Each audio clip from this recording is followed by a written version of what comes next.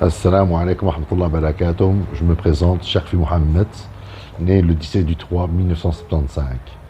Je vais vous raconter mon histoire, mon parcours professionnel. Je suis diplômé en cuisine, en restauration française. J'ai travaillé un peu partout, au Parlement, au Sénat et aussi à la commune de Forêt. Bon, j'ai fait un parcours sportif. Je suis quatrième dan, je suis instructeur, je pratique un art martial coréen, le Tangsudo Sobak Domo de Kwan. Ça fait depuis une trentaine d'années. Maintenant, je vais vous parler d'une histoire qui s'était passée réellement le 20 juin 2017 à la gare centrale de Bruxelles. Il y a eu un attentat raté. Le présumé terroriste, il s'appelle Oussama Zariou, il est mort, tué.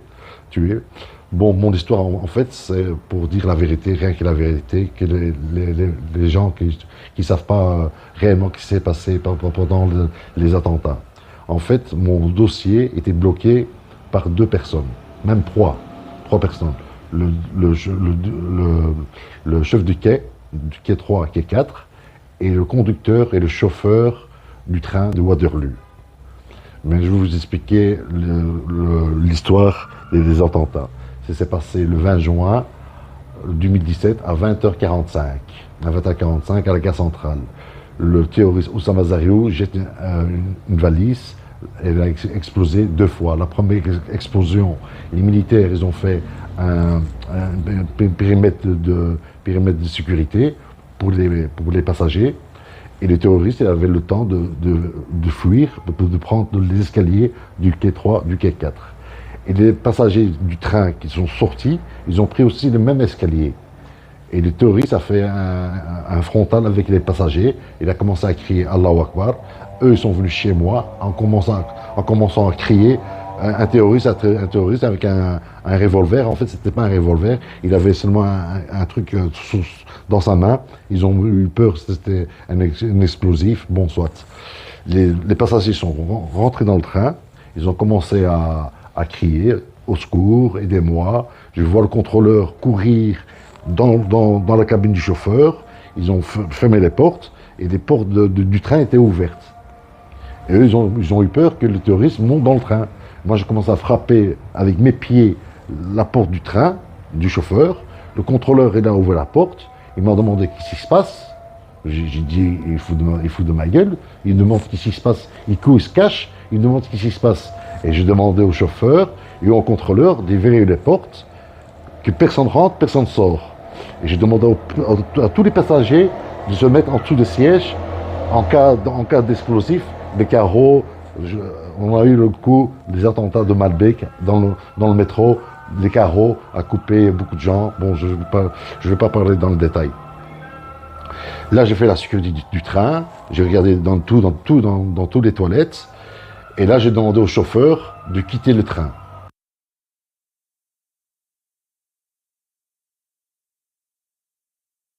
Okay. Chez le juge, madame le juge, je ne dis pas son nom. Et quand j'ai vu le dossier, j'ai vu tous les procès-verbaux, sauf le chauffeur et du contrôleur. Et le procès-verbal du chef du quai, il a un truc qui est vraiment très louche. Moi, j'étais convoqué le 20 juin 2017, le jour des attentats à la police de zone midi.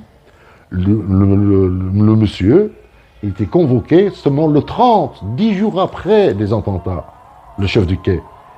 Et le contrôleur et le chauffeur, j'ai pas eu leur déclaration de police. Ça veut dire qu'il y a un conflit d'intérêts. Pourquoi ils cachent la version du chauffeur et la version du contrôleur? On doit avoir les deux versions. La version de Mohamed Sharfi, la version du chauffeur. et du contrôleur.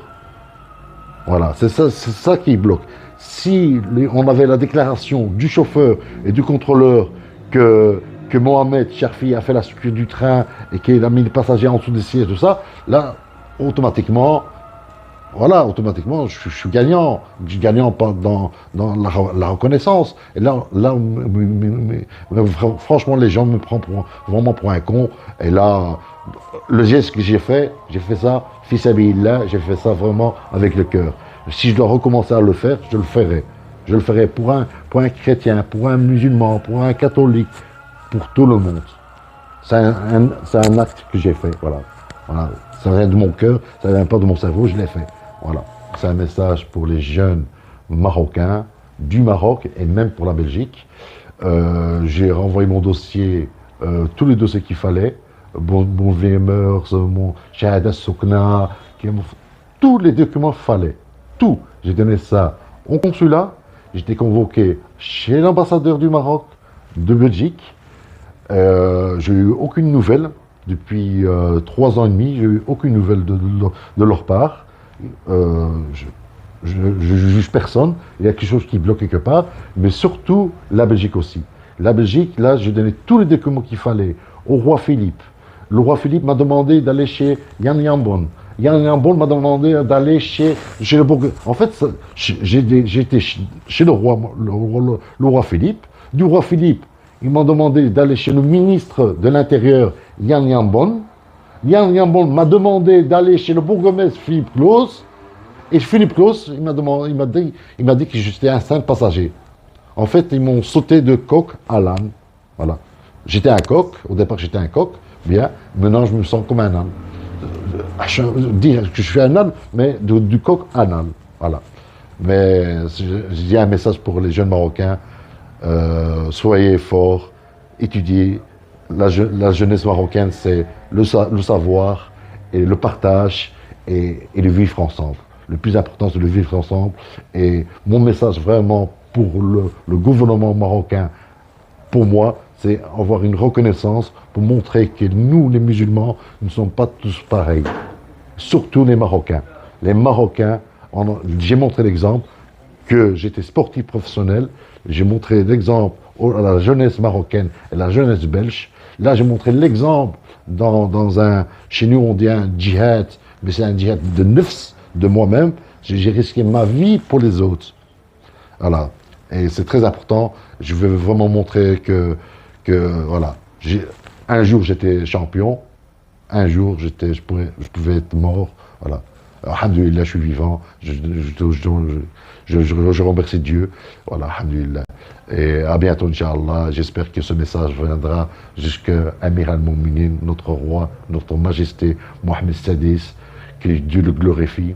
Je répète encore une dernière fois, Allah est Shafik al-Malik Jannah. Mais je passe un bonjour à tous les Marocains du royaume et même du monde. Je passe un salam à Mon Majesté Mohamed VI, que Dieu le glorifie. Allah est Shafik al-Malik Jannah. Je passe un bonjour à ses enfants, la princesse Khadija, et Lala Khadija et le prince Moulay Hassan Klata, que Dieu le glorifie, toute sa famille, et je demande que du bonheur, Inch'Allah, Allah, Al-Watan, Al-Malik. Assalamu alaikum wa rahmatullahi wa barakatuh.